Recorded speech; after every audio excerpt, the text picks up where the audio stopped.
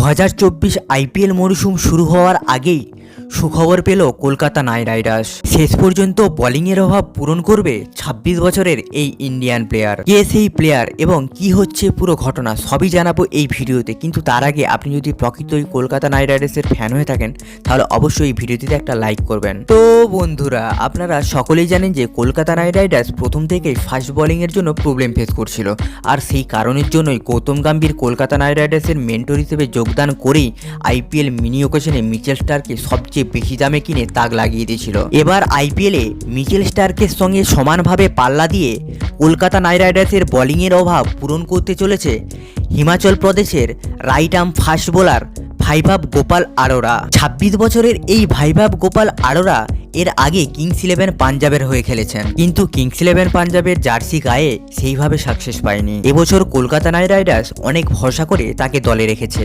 Recently Vaibhav Arora Ranji ট্রফিতে 68 রানে 5টি উইকেট নিয়েছেন বারোরার বিরুদ্ধে। ভাইভাব আরোরার এই দুর্দান্ত পারফরমেন্সের পর কলকাতা নাইট বাহিনী আশা রাখছে এই প্লেয়ারের উপর। এবার দেখার বিষয় হলো 2024 আইপিএলে কলকাতা নাইট রাইডার্সের হয়ে ভাইভাব আরোরা কতটা কার্যকরী হয়ে উঠবে। তো বন্ধুরা, আপনাদের কি মতামত? 26 বছরের এই ইন্ডিয়ান প্লেয়ার কি পারবে কলকাতা নাইট রাইডার্সের বোলিংয়ের অভাব পূরণ করতে? আপনাদের মতামত অবশ্যই কমেন্টে জানিয়ে যাবেন। ভিডিওটি ভালো লাগলে লাইক করবেন, আর চ্যানেলে নতুন হয়ে থাকলে চ্যানেলটি সাবস্ক্রাইব করে যাবেন।